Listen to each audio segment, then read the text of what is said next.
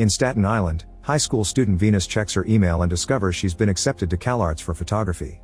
She starts typing a reply but hesitates, not knowing if to accept or not because she doesn't want to leave her mother alone. At that moment a notification shows her that her crush JP tagged her on social media in a photo she took, so she gives it a like.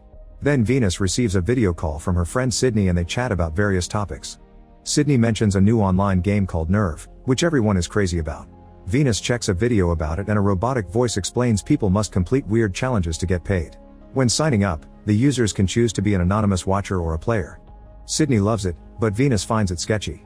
Afterward Venus goes to the kitchen and discusses the matter of college with her mother Nancy, who doesn't know Venus has applied to CalArts. She thinks her daughter will study in Staten Island and they can still live together. Venus suggests renting her dead brother's room but Nancy refuses, still not having gotten over the loss. Later Venus goes to the students' football match to take photos for the school newspaper. Sydney asks someone to film her for Nerve before meeting with her fellow cheerleaders. The squad starts the usual routine, but by the end of it, Sydney surprises everyone by showing her naked rear. It turns out that was a dare from the game and she's been paid for it. Soon teenagers all over the country are doing really dumb things to win some bucks like eating dog food, grabbing onto a police car while skating, and jumping off a cliff. When a person joins as a player, the game takes all of their data and customizes the challenges accordingly. Those who sign up as watchers pay to watch the videos and follow the competition to discover who will get to the finals. Watchers can also offer ideas for dares and are encouraged to film the players. After the match, Venus and her friends go to a fast food restaurant and an argument ensues over the morals of the game. Sydney uses the chance to point out Venus never gets out of her comfort zone, so she's merely a watcher in real life. When Venus protests, Sydney dares her to ask JP out. Venus refuses, so Sydney goes to tell JP that Venus likes him. Unfortunately JP explains Venus isn't his type, so a heartbroken Venus rushes out of the restaurant. She screams while riding her bicycle and the texts for her friends make her angrier. When she gets home, she's so desperate to prove she's better than this and decides to sign up on Nerve as a player. The robotic voice starts by explaining the rules. The 2 players with the most watchers go to the finale. All dares must be filmed to be approved. A player will get eliminated if they fail or bail, and snitches get stitches.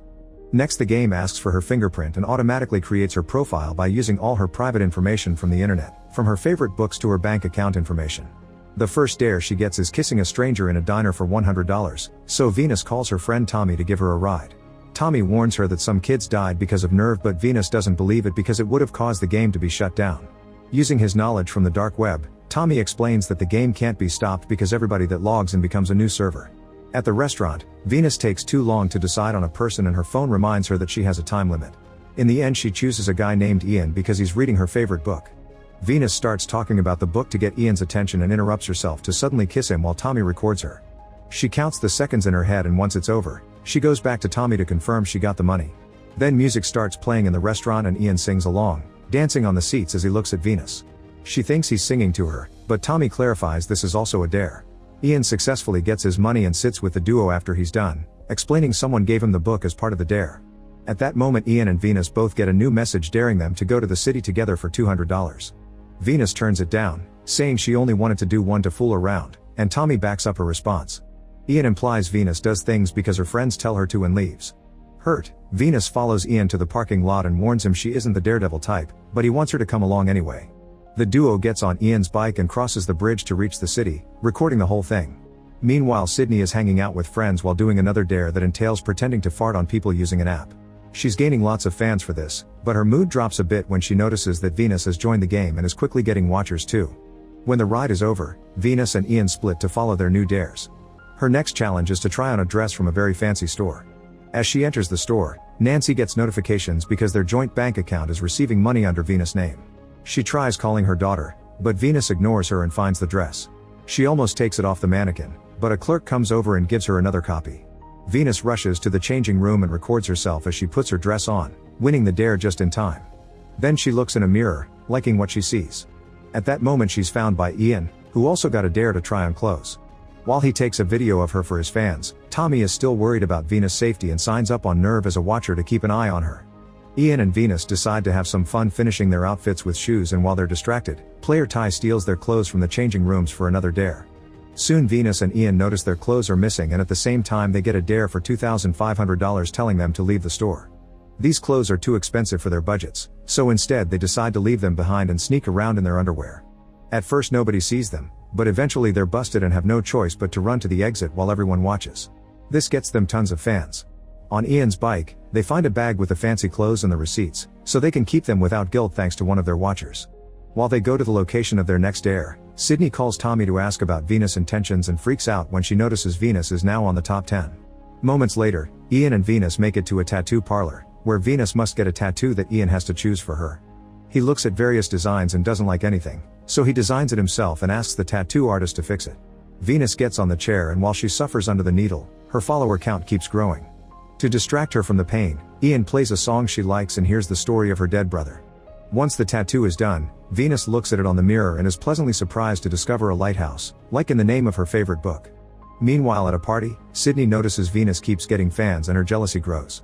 Tommy is watching all this and finally loses his patience, so he calls a hacker friend for help to find more information about Ian because he doesn't appear on any public site. His friend sends him a passkey to access the dark web, and he finds out that Ian played the game before. In fact, he was involved in an incident that killed a player. Freaking out, Tommy calls Venus to warn her, but she won't pick up. Back to Ian and Venus, they get a new dare asking Ian to drive the bike blindfolded at 60 miles per hour through New York City and Venus to give him the right directions for $10,000. Venus refuses to do it, but at that moment Ty stops by to take a picture of her with a car decal. After he leaves, Ian convinces Venus to do the challenge. When they accept it, a girl at the party puts it on the TV so everyone can watch. Ian covers his helmet with the decal and they take off when Venus confirms the light is green. The driving is rather clumsy and they get too close to another car, so Venus has to push them off to regain control. With a mixture of leaning against his body and words, Venus guides him through the streets as Ian goes faster and faster. They almost hit a red light, but Venus makes Ian go faster and they cross just in time. After going through a tunnel, they finally finish the countdown and Ian clears his vision to stop the right bike before he crashes against a gate. Afterward, the duo celebrates with a kiss. At the party, Sydney is incredibly jealous and asks her watchers to give her a better dare. At that moment she's found by Ty, who asks to team up. Sydney turns him down and Ty gives her his number before leaving. Meanwhile, Nancy calls Tommy, wanting to know if her account is being hacked because she keeps receiving money from anonymous tippers. Tommy makes up a story about Venus playing poker online and getting good earnings from it to get Nancy off their backs. Back to the duo, they have fun on a carousel while bonding over their family situations. This is being recorded and a jealous Sydney tries calling Venus, who doesn't pick up. Ian asks her why and Venus starts explaining how Sydney always puts her down and uses her to feel better about her own insecurities.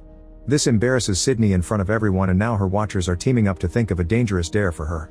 At the party, two guys show up with a ladder and Sydney gets a new dare. She must use the ladder to walk from one building to another. She's drunk and dizzy but decides to try anyway. Sydney takes the first steps rather clumsily and falls to her hands and knees to make it easier while everyone else films. However, she must be the one filming for the dare to count, so she stands up again to take her phone from her pocket. Everyone keeps yelling advice and it makes her more nervous, causing her to accidentally drop the phone to the ground. Nerve immediately announces Sydney failed the dare and she's out of the game. All over the country, people are also failing at very dangerous dares, like failing a jump over the train platforms and getting caught on a fire. Ty ends up on train tracks and stays still in the middle, letting a train pass over him without getting hurt. His dare is completed and now he's on first place. As more people fail, only a few players are left. Soon Ian and Venus make it to the party and are received like celebrities. When Venus hears Sydney lost, she goes to check on her and finds her getting naughty with JP. This triggers an argument as both girls start insulting each other for their betrayals. Sydney even throws a jab at Venus' dead brother, crossing the line. At that moment Venus gets a dare asking her to complete Sydney's failed challenge for $15,000. Eager for revenge, Venus immediately accepts and goes to the ladder. Venus is way less clumsy than Sydney and by only needing a few pauses, she quickly walks on the ladder and reaches the neighboring building. As everyone celebrates, Nerve announces Venus is in first place. Afterward, Tommy finds her and tells her that her fight with Sydney has been staged by Ian because that's his dare. Furious, Venus runs out of the party and Ian follows her. People keep on recording them, so Ian drags her to the elevator and explains this is more complicated than it looks, but he can't tell her until later. Venus doesn't believe him and is tired of the risks, so she runs out of the building and finds a cop to explain the game to him. The officer can't see what crime is being committed and watchers nearby start calling her a snitch. At the same time, Nancy discovers her bank account has been emptied. She calls Venus, who is panicking because Ian just left in his bike. At that moment Ty shows up and apologizes before punching Venus, knocking her out for his dare. Moments later, Venus wakes up in a storage unit, where a few lights reveal the phrase snitches get stitches and a computer screen. The robotic voice explains Venus is now their prisoner for breaking the rules. They control her life and her family, which they prove by showing tons of important documents on the screen. The only way for her to leave the game now is to win the final round, for which she must take the Staten Island ferry. Then she kicks the unit door to leave, hiding when she sees someone nearby. Suddenly Ian appears in front of her and finally explains everything. Ian and Ty played Nerve last year in Seattle, and one of their friends died when they tried climbing a crane. They immediately went to the police but nobody took them seriously, calling it an accident. Nerve punished them for breaking the rules and their families' lives were ruined. They messed with Ian's dad's job, leaked photos of his sister online, and stole their identities. There's a hidden level after Watcher and Player called Prisoner, and both Ty and Ian are trapped in it. The only way to leave the game is to win the finale, and now Venus is in the same situation. Then Ian explains he's made a deal with the Watchers and they gave him a hard dare on purpose to bump Ty to third place, that way Ian and Venus can go to the finals and Ian can let her win. Venus doesn't like the idea but lets Ian go to his dare while she calls Tommy for help. He's currently with Sydney, who has heard the truth and agrees to meet as well. The girls hug and apologize when they meet before discussing the situation. Venus wants to go to the finale but she also wants to destroy the game, so she asks Tommy to change Nerve's code and reveal all the Watchers' identities. She also sends Sydney on a secret mission as part of the plan. Meanwhile Ian is repeating the challenge that made them lose last time. He goes to the roof of a very high building and hangs from a crane for 5 seconds with just one hand while a drone records him. He's terrified but he manages to do it, even giving the camera the finger at the end. Now he's in the finals. After Sydney finishes her part of the plan, she goes with Tommy to meet with his hacker friends, who are already working on hacking Nerve's open source code. At the same time Nancy finally finds the game and calls Tommy, who invites her to join her at the hacker's den for an explanation. Venus takes the ferry and someone drops a paper bag for her. Ian finds masked Watchers in the train who takes him to the next destination.